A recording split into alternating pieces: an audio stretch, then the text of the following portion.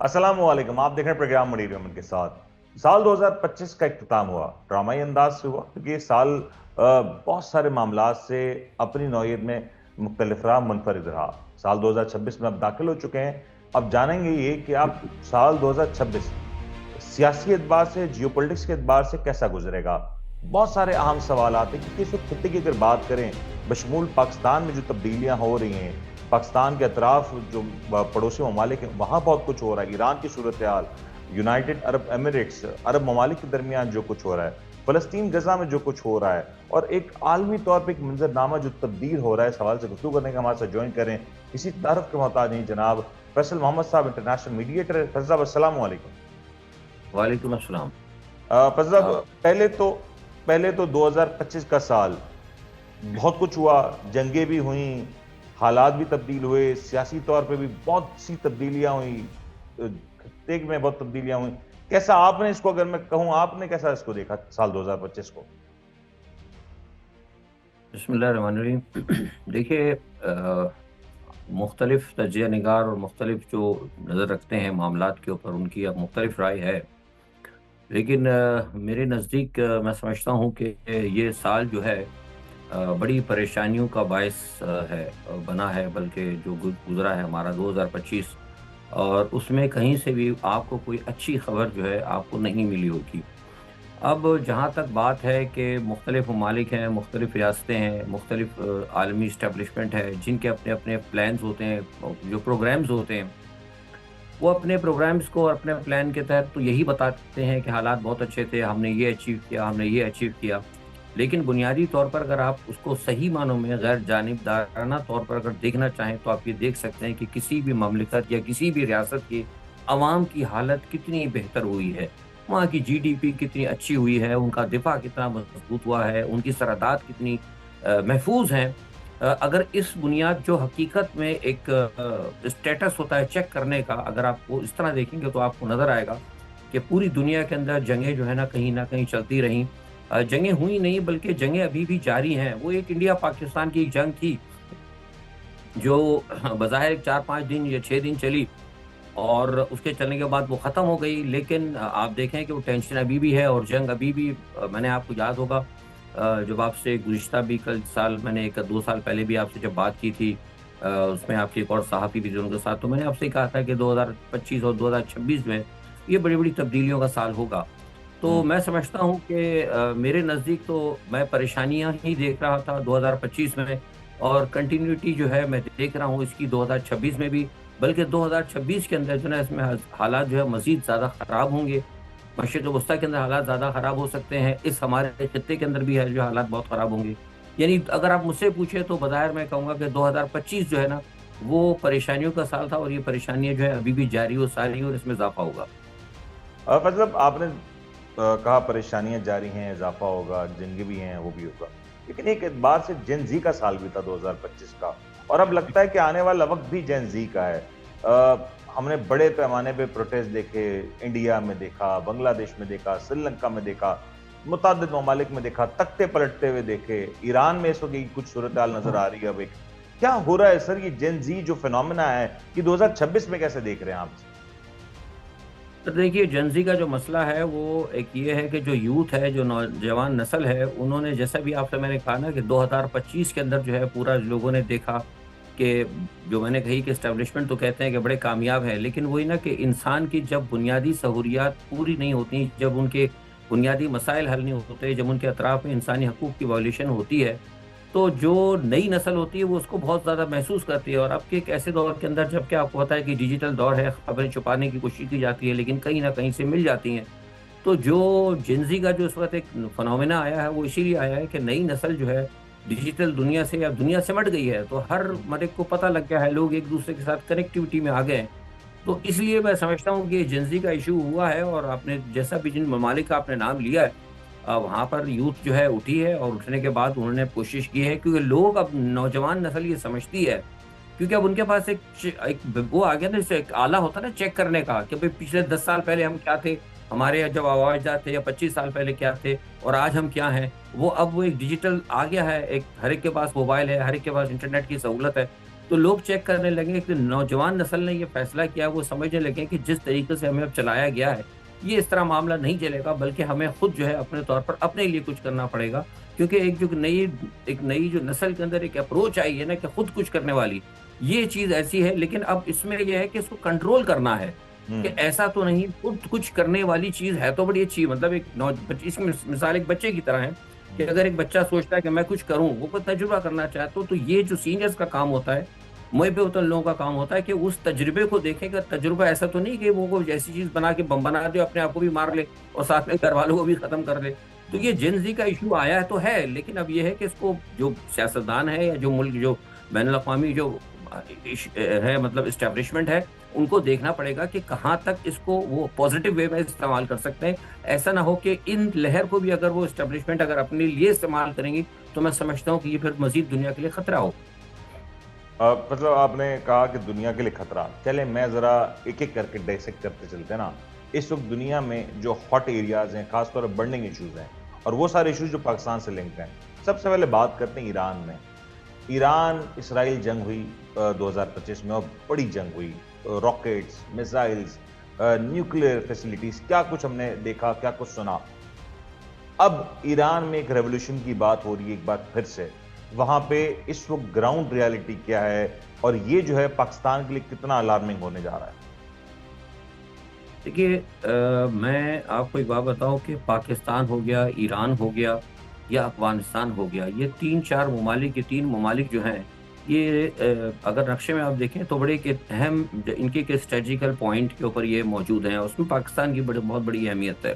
जी। और जहाँ तक मैं हमेशा आपके साथ कहता भी रहा हूँ कि दुनिया में, खासतौर पर मैं पाकिस्तान की बात करूँगा, पाकिस्तान में और ईरान के अंदर जब भी कोई भी मसला दुनिया में अगर होता है तो हमारी सियासत पे उसका बड़ा असर पड़ता है।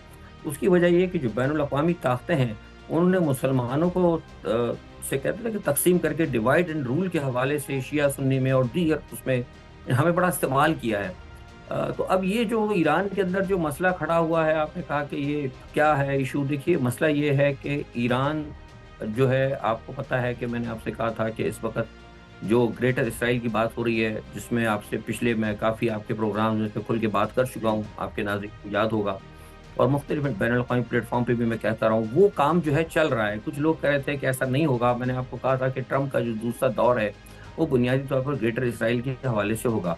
और ग्रेटर इसराइल के अंदर जो रुकावट थी मुसलमानों में सबसे बड़ी, वो ईरान जो थी, और ये सीरिया, ये शाम और ईरान। हम्म। ये तो अभी यमन तो बाद में आया ना, हूसी कबाइल जो, ये बाद में आए हैं, लेकिन इसके अंदर सबसे बड़ी जो एक इनको मतलब जिसे कहते हैं कि एक रुकावट थी, वो ईरान थी, क्योंकि ईरान ही सारी प्रॉक्सी चला रहा था। कोशिश की गई थी कि इसराइल को महदूद रखा जाए, गो कि पॉलिटिकल तौर पर तो ये कहते रहे कि हम we are going to eliminate Israel, ऐसा नहीं होता, मतलब किसी मुल्क को आप नक्शे से नहीं मिटा सकते, लेकिन ये पॉलिटिकल बातें होती हैं। तो बुनियादी तौर पर वो कोशिश ये कर रहे थे, लेकिन अफ़सोस के मुसलमानों की अपनी तक़सीम की वजह से वो सारा मामला नाकाम हो, और अब आप जो देख रहे हैं गज़ा की जो सूरत-ए-हाल है, वो किसी न किसी तरीके से मुसलमानों की बेवकूफ़ी की वजह से वो खुद मतलब यहूदियों के हाथ में जा चुका है तक़रीबन। अब वो ये समझते हैं कि पहला फ़ेज़ तो हमारा हो गया, हमने गज़ा को ले लिया, दूसरे फ़ेज़ में अब हमें जो है इसकी एक्सटेंशन चाहिए होगी। अब उस एक्सटेंशन के लिए जो है कुछ मुसलमान ममालिक जो हैं, उसके अंदर यूएई भी शामिल है, उसमें मिस्र भी शामिल है, कुछ इल्ला माशाअल्लाह हमारे अजम के ममालिक भी शामिल हैं, जिसमें हम भी दामे-दरमे सखने कहीं न कहीं मौजूद हैं। मेरी मुराद पाकिस्तान की है। तो इस वजह से अब वहाँ पर उन्होंने ये शुरू किया है। आपको पता है, जैसे आपने कहा कि पहले ईरान पे हमले हुए, लेकिन हमला करने के बाद उन्होंने देख लिया वो ईरान को, कौम को ख़त्म तो नहीं कर सके। बिल्कुल तो सही। अब वो एक न हाँ, अब वो एक नया फिनोमेना आ गया है, क्योंकि बैनुल-अक़वामी जो इत्तेहाद बन रहा है, रशिया भी कहीं न कहीं आके उनके साथ खड़ा हो गया। तो अब उन्होंने ये देखा, आलमी ताकतों ने, यहूदियों ने, सहूनियों ने, कि ईरान पर हमला करने से बेहतर है कि अंदर ही बगावत कर दी जाए। क्योंकि सही। देखिए ना, ये जो रिजीम चेंज करने का जो है ना, ये तो इसमें अभी आलमी ताकतें बहुत कामयाब रही हैं। तो रिजीम चेंज करने के लिए उन्होंने ये कोशिश की है। अब मुझे ये लगता है, जो आपने कहा ना, ये बुनियादी तौर पर इसमें बैनुल-अक़वामी जो है कुव्वतों का हाथ है। इनकी कोशिश ये है कि रज़ा शाह पहलवी के, आपको पता है, उनके साहबज़ादे जो हैं वो उनको मुतहर्रिक किया गया है।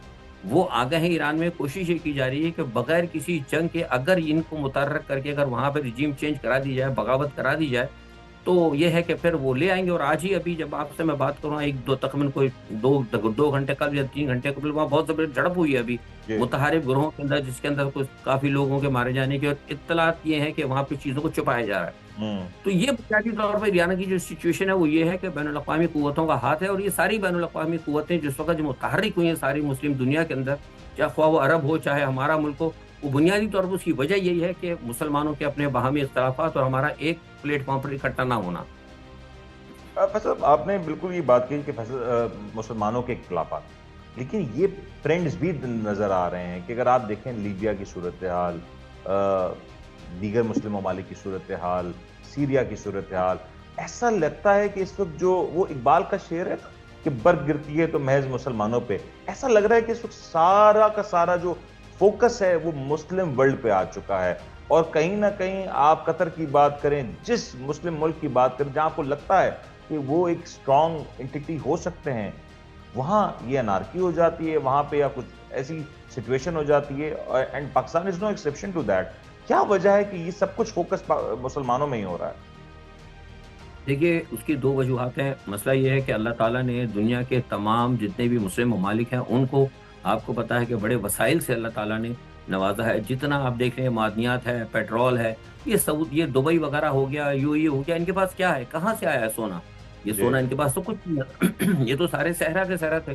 तो अल्लाह ताला ने कई ममालिक को, मुसलमानों को ख़ास तौर के अंदर जो है मतलब तेल दिया है, अरब ममालिक को, यहाँ दूसरे मुस्लिम ममालिक हैं, वहाँ पे मादनियात हैं, बहुत सारा सब कुछ है। हुँ। बुनियादी तौर पर हम अगर मुत्तहद होते, अगर हमारे अगर यूनिटी होती तो हम लोग ये है कि अपने आप को तरक्की दे सकते थे। लेकिन अब अफ़सोस ये है कि हमारे जो हुक्मरान जो हैं, प्लस पाकिस्तान की भी बात करूँगा और अरबों की भी बात है, कि हमारे हुक्मरानों ने असल में बुनियादी तौर पर अपने आप को जो है ना, जिसे कहते हैं कि वो मग़रिब की चक्का-चौंध के अंदर हमने इतने ज़्यादा वो हो गए कि हमने अपना, जिसे कहते हैं कि अपना क़िबला काबा जो है ना मग़रिब को बना लिया। और ये वजूहात है सबसे बड़ी मुसलमानों की तबाही की, कि जब हम उनके पीछे चल पड़े तो उन्होंने मुसलमानों को तक़सीम किया। जो आप कह रहे हैं वजूहात, वजूहात यही है कि उन्होंने, जब आपको पता है ये तो अंग्रेज़ का बहुत पुराना रूल है, अमेरिका हो या बरतानिया, ये तो एक ही चीज़ तो एक ही है, ठीक है, आके वहाँ पे बस गए थे, नाम अब आपने अमेरिकन दे दिया, बेसिकली रेस तो सारे वही हैं। इन्होंने हुँ। सारी दुनिया पे हुकूमत की है। तो इनका तो एक असूल है कि डिवाइड एंड रूल, तो ये तक़सीम करते हैं। तक़सीम करने के लिए इनको सबसे बड़ा जो एक मिल गया था सेहूनियों ने, जो पिछली तारीख़ आप चले जाएँ देखें तो जो जिस तरह शिया सुन्नी की बुनियाद पर उनको तक़सीम किया गया, तो ये तो एक रहा है मामला, मतलब एक नॉर्मली है, शिनाख्त के तौर पर है कि भई आप शिया हैं, ये सुन्नी है, या मिसाल के तौर पे क्रिश्चियंस हैं, क्रिश्चियन के अंदर आप देखें कि बप्टिस्ट भी है, मेथोडिस्ट भी है, लेकिन आपस में इतने लड़ते तो नहीं जितना कि हमारे यहाँ लड़ाइयाँ होती हैं, जिस तरह जी। मुसलमानों के अंदर बड़ी ज़बरदस्त जंगें होती हैं। तो एग्ज़ैक्टली बुनियादी तौर पर इसकी वजह जो आप कह रहे हैं कि क्यों है, उसकी वजह ये खुद मुसलमान हुक्मरान हैं, मुसलमान हुक्मरानों की रेशा-दवानियाँ। अभी जो आपने बात की कि अरब वगैरह में जो हो रहा है, उसकी वजह क्या है? वो यही है कि अब आप देखें ना, यूएई जो है सूडान की आप बात कर रहे थे, यूएई जो है, जी। यूएई जाकर वहाँ पे बराह रास्त जो है सूडान के अंदर है, वहाँ पर मुंसलिक हो चुका है। उसकी वजह ये है कि ये जो मैंने अभी आपसे पहले 2 मिनट पहले कहा था कि अब्राहम अकॉर्ड जो बनेगा, मतलब इसको इसराइल को जो उन्होंने तौसीह देना है, जिसके तहत अब्राहम अकॉर्ड आया था, और अब्राहम अकॉर्ड के अंदर हम भी शामिल हो गए। क्योंकि हुँ। बुनियादी तौर पर पाकिस्तान जो है, देखिए पाकिस्तान को हमेशा दुनिया के कहीं भी मामलात से पाकिस्तान को आप अलहदा नहीं कर सकते। लेकिन इसका हुँ। मतलब ये नहीं है कि हम पाकिस्तान जाके उनके मामलात में कूद जाएँ। एक हुँ। मुल्क की एक अहमियत होती है, हमारी एक स्ट्रेटेजिकल अहमियत है, और हुँ। हमारी अहमियत वो इस तरह हम बरकरार रख सकते हैं कि हम अपने खित्ते के अंदर अपनी पोज़ीशन को मज़बूत करें। अगर मेरी मिसाल, हाँ, मिसाल के तौर पर ये है कि मैं कहूँ, आप ये कहते हैं कि फैज़ साहब आपका घर बहुत अच्छा है, तो घर अगर मेरा खूबसूरत है तो मैं कोशिश करूँ कि अपने घर की खूबसूरती को बरकरार रखूँ और उसमें अच्छा कलर कराऊँ, बहुत अच्छा शेप दूँ। लेकिन इसका मतलब ये नहीं कि अगर आपने मेरे घर की तारीफ़ कर दी तो मैं जाके दूसरों के घरों के अंदर जो है ना, उनका किसी का गेट निकालने लगूँ कि ये ठीक नहीं है, ये स्ट्रीट की तुम्हारी लाइट ठीक नहीं है। तो ये काम जो हमने शुरू कर दिया ना, ये बुनियादी तौर पर गलत है। अब पाकिस्तान का जो मसला है, पाकिस्तान में आप देखें जाके, पाकिस्तान बदकिस्मती से आप देखें कि वो हमने जाके लीबिया के साथ, वो खलीफा हफ्तार के साथ हमने मुआहिदा कर लिया है। अब खलीफा हफ्तार जो है वो बुनियादी तौर पर एक ऐसा ग्रुप है, वो बागी ग्रुप है, सेम लाइक बीएलए, जैसे बीएलए बलूचिस्तान लिबरेशन आर्मी है, या टीटीपी को देख लें आप। तो अब खलीफा हफ्तार किसके साथ हमने जो मुआहिदा किया, वो हमने अमेरिका के कहने पे किया, क्योंकि हमने वादे कर लिए थे। मिस्र हमारे साथ है। अब आप देखें कि हमारे हुक्मरान जो हैं, वो मिस्र के साथ भी खड़े हुए थे। मिस्र का आप किरदार अगर देख लें, इसमें मैं ज़्यादा बात नहीं करूँगा कि मुसलमानों के हवाले से क्या रहा है, कितनी वहाँ पे इज़्ज़त दी गई है, और उनके साथ हम कह रहे हैं कि भई हमारे बड़े अच्छे मामलात हैं। तो आप किसी के साथ दोस्ती करने से पहले, हमेशा किसी के साथ चलने से पहले, आप उसको ये तो देखा करें कि उनका मुसलमानों के हवाले से क्या किरदार रहा है, तारीख क्या रही है। आप उर्दून के दे, हमारे पास वो शाह अब्दुल्ला आए थे, याद है आपको भी, पाकिस्तान में हाल ही बात है, जी मेरे ख्याल से 2 महीने। तो कितनी जनाब खुशियां मनाई जा रही थी हमारे मीडिया के ऊपर कि जनाब पाकिस्तान ने तो बहुत जबरदस्त काम कर लिया, सारे लोग यहाँ पर आ रहे हैं। भाई आ तो रहे हैं, लेकिन ये तो देख रहे हैं कि शरीफ आदमी आ रहे हैं, शुरफा आ रहे हैं या बदमाश आ रहे हैं। मतलब ये इतनी खुशी की बात तो नहीं है कि मेरे ड्राइंग रूम में बहुत सारे लोग आ रहे हैं, लेकिन देखो शरीफ आ रहे हैं, बदमाश आ रहे हैं। ऐसा तो नहीं आके वो मेरे घर के मेरे ड्राइंग रूम को या फिर मेरा बेड़ा गर्क कर दें। तो आप तो बड़े खुश हो रहे थे, लेकिन अब उसका नतीजा क्या निकला कि उन्होंने पाकिस्तान को फंसा दिया, पीछे अमेरिका भी इनके हाथ है। अब खलीफा हफ्तार के साथ जो आपने मुआहिदा किया है, ये जाके बड़े प्रॉब्लम्स क्रिएट करेगा इस खत्ते के अंदर। उसकी वजह ये है कि खलीफा हफ्तार को यूनाइटेड नेशन तस्लीम नहीं करती और न दूसरे ममालिक तस्लीम करते हैं, और फिर उसके ऊपर पाबंदी भी है।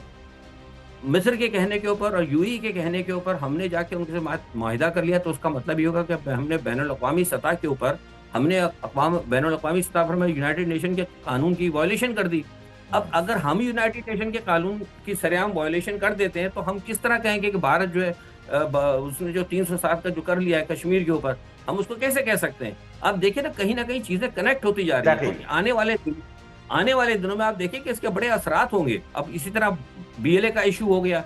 अब कल अगर भारत खड़ा हो जाता है, भारत आकर बीएलए में मिसाल के तौर पे कोई भी है, कोई भी मुनीर मेमन साहब ही आप ही जाके खड़े हो जाए, कहें जी मैं बलोच हूं, मैं जनरल बन गया हूं, आप एक वर्दी पहन ले और इंडिया आके आपकी मदद करने लगे, आपको असला देने लगे, तो फिर मैं क्या करूंगा? मैं तो कुछ नहीं कर सकता, क्योंकि भाई मैंने तो खुद जाके मुआहिदा किया हुआ है। तो ये जो सूरत हाल जो है ना, ये बुनियादी तौर पर बड़ी खतरनाक सूरत हाल होती जा रही है। और यूएई जो है ना, इस वक्त यूएई मुकम्मल तौर पर जो है ना वो इसके अंदर आ चुका है। आपको याद होगा गुज़िश्ता आपके जो शो के अंदर मैंने इब्राहिम इकार्ड के हवाले से बात की थी, तो मैंने आपसे कहा था कि सऊदी अरब को जो पाकिस्तान के साथ मिलाया गया है, बुनियादी तौर पर उसकी वजह ही यही है कि जो मगरिब का एक्सटेंशन है इसराइल की, उस हवाले से वो पाकिस्तान को साथ लेना चाहते हैं। सऊदी अरब और पाकिस्तान देखिए 2 बड़े ममालिक हैं। एक ये है सबसे बड़ा मुल्क जिसके पास सबसे बड़ी फ़ौज है, समझ गए आप? जी और हमारे पास एक न्यूक्लियर भी है, पटाखा पता नहीं है कि नहीं, अल्लाह जाने कि है, सुनते तो हैं रखा हुआ है। तो अब वो है उसका, वो कहते हैं वो भरम भारी पटारा खाली वाली पे एक होता है, डरता तो है ना बंदा आदमी के, भाई बड़ी बॉडी है, भाई पहलवान है, पता नहीं मारेगा तो हमारा मुंह ही तोड़ देगा, भले पता लगा उसके अंदर हो ही कुछ ना। तो लोग डरे हुए थे पाकिस्तान से कि बड़ा है, फौज तो है, अल्लाह माशाल्लाह फौज हमारी बहादुर भी है, फौज इसमें कोई शक नहीं, हमारी बड़ी बहादुर फौज है और बड़ी फौज है हमारी। तो पाकिस्तान का एक दबदबा था, और इसी तरह सऊदी अरब का। सऊदी अरब हमेशा हरमैन शरीफैन की एक बात करता है हमेशा कि जनाब मैं हरमैन शरीफैन का हूँ मेरे पास, और है भी बड़ी बात है कि इसके अंदर एक सादत है, भाई सरकार दो आलम सल्लल्लाहु अलैहि वसल्लम मौजूद है, खुदा का घर वहाँ पर मौजूद है। तो ये अरब और अजम के 2 ममालिक, इनकी बड़ी अहमियत थी। तो मगरिब ने इन दोनों को ही ना घेर लिया बदकिस्मती से। और अरबों का तो आपको पता है कि सरकार दो आलम सल्लल्लाहु अलैहि वसल्लम ने कहा भी था कि इनके हालात ऐसे होंगे। उन्होंने कहा था कि ये तो मुझ में से हैं, लेकिन मैं इनमें से नहीं होऊंगा। कहीं ना कहीं इसका मतलब मफहूम निकलता है। तो बुनियादी तौर पर हम मुसलमानों को तो चाहिए ये कि हम सरकार दो आलम सल्लल्लाहु अलैहि वसल्लम की इरशादात के हवाले से अपनी फॉरेन पॉलिसी तरतीब दें। लेकिन हमारी फॉरेन पॉलिसी तो मुकम्मल तौर पर क्या कहते हैं कि मगरिब के ऊपर चल रही है। तो ये जो आपने बात की ना कि मुसलमान क्यों है, उसकी असल में बेसिकली वजह ये है कि हमने अपने जो है ना अपनी बुनियादी जो बेसिक गाइडलाइन है ना, उसको हमने छोड़ दिया है, जिसकी वजह से आज आके मुख्तलिफ किस्म के मामला में बहुत बुरी तरह फंस चुके हैं। अच्छा फैसल साहब, आपने कहा फंस चुके हैं, यकीनी तौर पर अरब ममालिक का एक मसला है, लेकिन पाकिस्तान अगर देखा जाए तो हर लिहाज से 2 अरब ममालिक के साथ बहुत क्लोजली टाइड अप है और डिपेंडेंट भी in a way, in many ways. In fact UAE की बात करें, सऊदी अरब की बात करें, इस वक्त सूरत हाल है बिटवीन MBZ एंड MBS। ये जो सूरत हाल है, आपको लगता है पाकिस्तान के लिए इस पूरी सूरत हाल में कोई ऐसा वे आउट है कि पाकिस्तान किसी को नाराज के बगैर बस इस सबसे बाहर आ जाए? नहीं, बहुत मुश्किल है। देखिए उसकी वजह ये है कि हमने वादे भी कर लिए हैं। सीधी सी बात है, ज़रा खुल के मैं अगर बात करूँ, उसमें कोई बुरा मानने की बात नहीं है, हुकूमती गलतियाँ हैं। हमने वादे भी कर लिए और हमने वो श्री नकदी नारायण भी पकड़ लिए डॉलर की शक्ल के अंदर। तो ये जो है ना, अब हमें जो है हमें मसला दे रहा है कि बुनियादी तौर हम किसके साथ जाएँ। मेरे पास जो इत्तलात है, यूएई ये कह रहा है पाकिस्तान से कि आपने जो है सारे मामला जो है हमारे साथ वादे किए हुए हैं और आप जो है अपने साथ मामला को तय करें। और सऊदी अरब कहता है कि आपने जो है क्योंकि हमारे साथ अच्छा, ये स्ट्रेटेजिकल माहदा भी मैंने आपको पहले भी कहा था और अभी मैंने फिर दोबारा आज कहा है आपको कि ये माहदा जो है जान के कराया गया है अमेरिका की तरफ से। ये ट्रंप ने एक चाल खेली थी क्योंकि उनका प्लान था। ट्रंप को पता था कि यूएई जो है ना वो कहीं ना कहीं खड़ा हुआ है इसराइल के साथ। यूएई मुकम्मल तौर पर इसराइल के साथ खड़ा है। ये जो सोमालीलैंड को उन्होंने एक्सेप्ट किया है, उसके पीछे वजूहात ही यही है सारी की सारी, ठीक है। और इसके पीछे जो है ना, मैं बता दूं, इस वक्त सूरत हाल ये है कि यूएई जो है, यूएई हो गया, इसराइल हो गया, मिस्र हो गया, ये सब जो है, और सिर्फ पाकिस्तान, ये तकरीबन एक लाइन के अंदर खड़े हैं अमेरिका की प्लान के मुताबिक। लेकिन दूसरी जानिब जो है सऊदी अरब है। सऊदी अरब इसलिए घबरा रहा है कि सऊदी अरब को पता है कि अगर मैं इनके साथ चला गया तो मेरे लिए जो सबसे बड़ी प्रॉब्लम होगी वो ये होगी, क्योंकि अमेरिका ने और यहूदियों ने इस वक्त पूरे खित्ते की जो गल्फ की जो लीडरशिप है ना, वो यूएई को दे दी है। जी। अब यहाँ पे आपस में लड़ाई हो रही है अपनी क़यादत की, क्योंकि सऊदी अरब चाहता है कि, मैं जैसे कहा ना कि सऊदी अरब चाहता है कि मैं अरबों के अंदर उसकी क़यादत को चुनूस रखना चाहता है। वो गल्फ जितनी भी बनी है, आपको पता है मुस्लिम फौज बनी, जिसके हमारे पता नहीं राहिल शरीफ पता नहीं कहाँ खोए में, पता नहीं मिल गया नहीं मिले, वो आलमी वो भी उसने अपने पास रख ली, ओआईसी भी सऊदी अरब ने अपने पास रख ली। तो अब बुनियादी तौर पर सऊदी अरब और ये दोनों सामने आ गए हैं। अब चूंकि दोनों हमारे हैं, हमने दोनों से वादे वईद कर लिए बहुत सारे जल्दी जल्दी। लेकिन मैंने अभी आपसे कहा था ना कि बैनुल अक़वामी मामलात के अंदर जब भी आप मुआहदे करते हैं स्ट्रेटेजिकल पॉइंट ऑफ व्यू से, तो आपको मुआहदे अपनी जोग्राफियाई सरहदों के साथ देखना चाहिए। हमारी शुरू से गलती हुई है कि हमने अमेरिका की ख्वाहिश के मुताबिक जो है ना, हमने अपनी सरहदों को छोड़ दिया।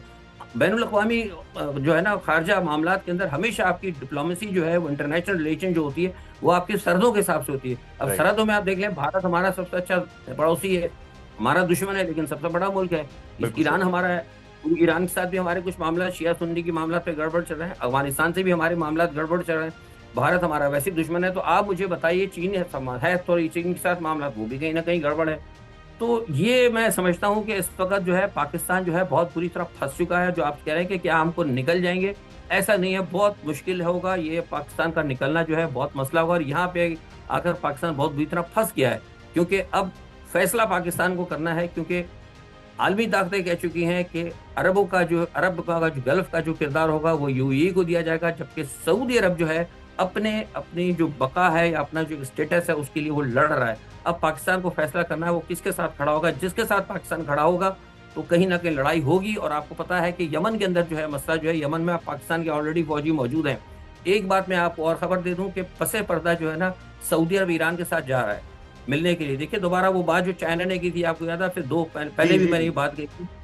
सऊदी अरब चीन के साथ इसलिए जा रहा है, ईरान के साथ इसलिए जा रहा है कि अब सऊदी अरब को अपनी बका का मसला पड़ गया है। अब सऊदी अरब ने जाकर ईरान से कहा है कि आप हूसीस को रोकें आप, क्योंकि हूसी जो है आपको पता है वो अहले तशी हैं, हूसीस से खतरा है।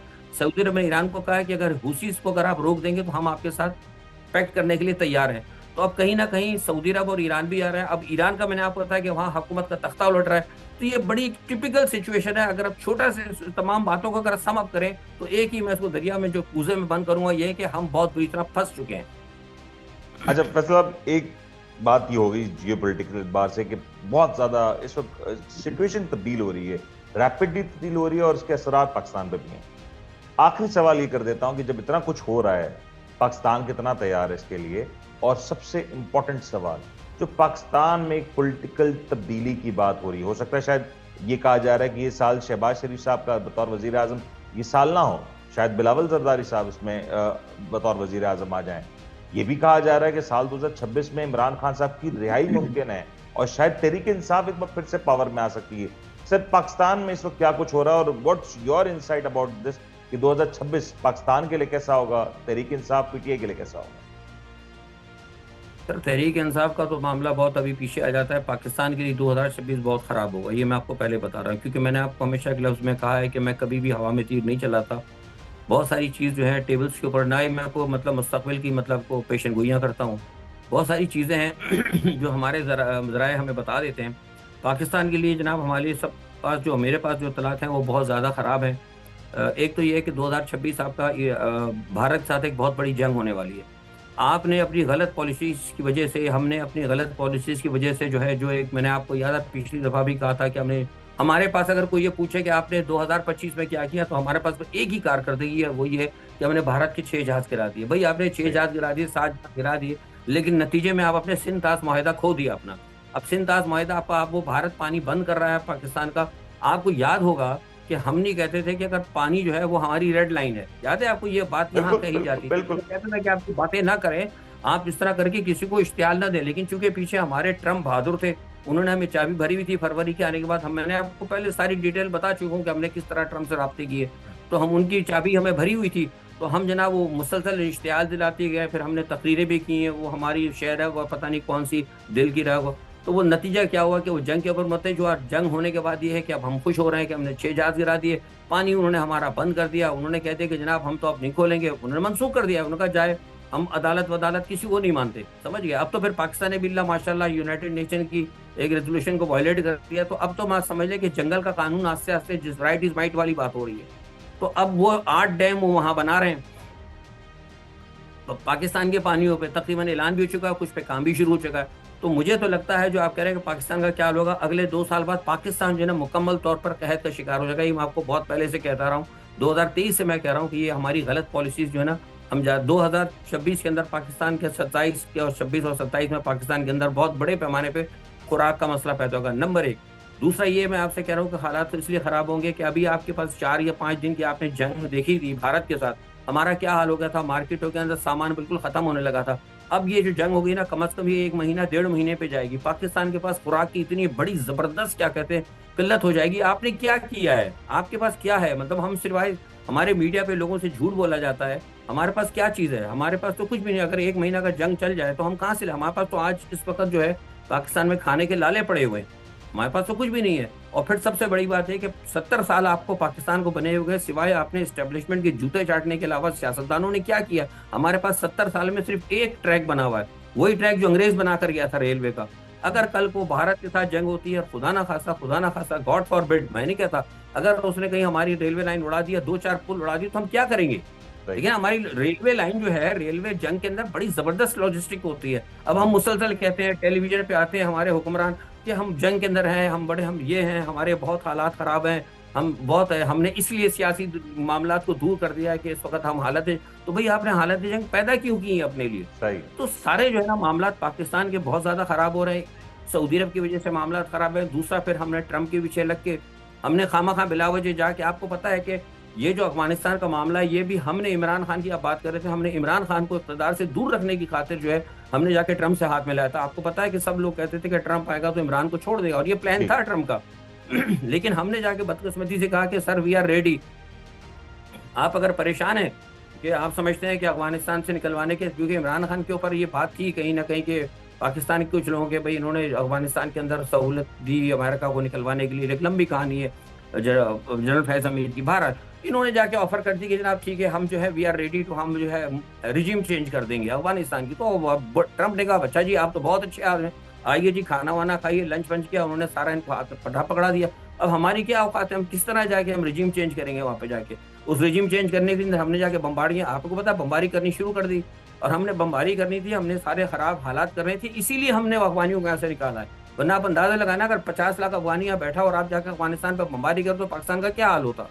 तो बुनियादी तौर पर हमने गलत फैसले इतने ले लिए हैं कि मुझे लगता है कि पाकिस्तान का कम से कम 10 साल तक ट्रैक पर आना, मैं सही खुलकर आपसे बात कर रहा हूँ, मैं कोई लगी लुटी बात नहीं कर रहा। इसके अंदर ना फौज की मुखालफत है, हमारी गलत पॉलिसियाँ, हमारे सियासतदानों की गलत पॉलिसियाँ, हमारी इस्टेब्लिशमेंट की गलत पॉलिसियाँ, इसकी वजह से मुझे नहीं लगता कि पाकिस्तान कम से कम 10 साल भी अपने स्ट्राइक पे आ सकता है। पाकिस्तान के हालात बहुत ज़्यादा खराब है, बैनुल-अक़वामी सतह पर आप आइसोलेट होते जा रहे हैं। अब आप देख लें, आपकी ये अभी जो सूरत हाल आपके सामने मैंने आपको बताई है।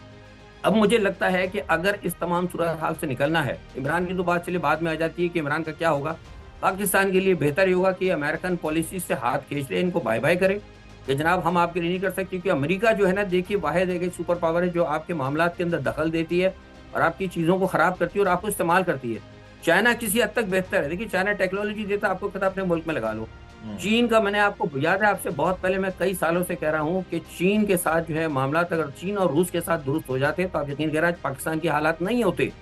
इमरान खान इसीलिए इकट्ठा करना चाह रहा था, मुसलमानों को रूस के साथ लेके आना चाह रहा था और चाइना के साथ लेके आना चाह रहा था, जिसकी वजह से उनकी हुकूमत का तख्त उलट दिया गया।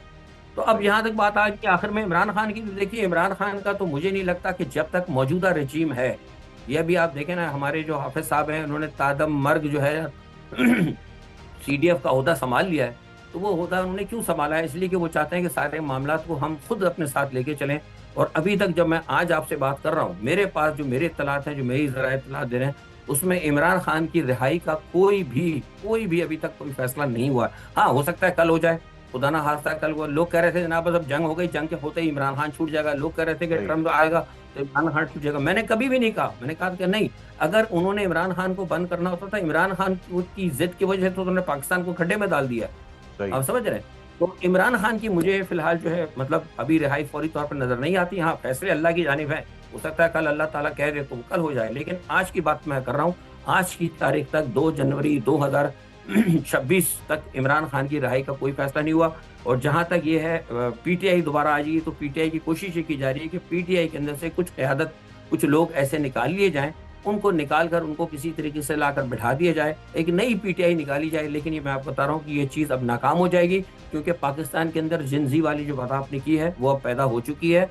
और आपका जो जिस वक्त जो नया वजीर आला जो आया है सरहद का, सोहेल आफरीदी, उसने नौजवानों को मोटिवेट करना शुरू कर दिया। अगर ये तरीका जारी रहा और तेज उत्साह रहा, तो मुझे लगता है कि फिर पाकिस्तान के अंदर जो है ना ये सिस्टम को बदलना पड़ेगा।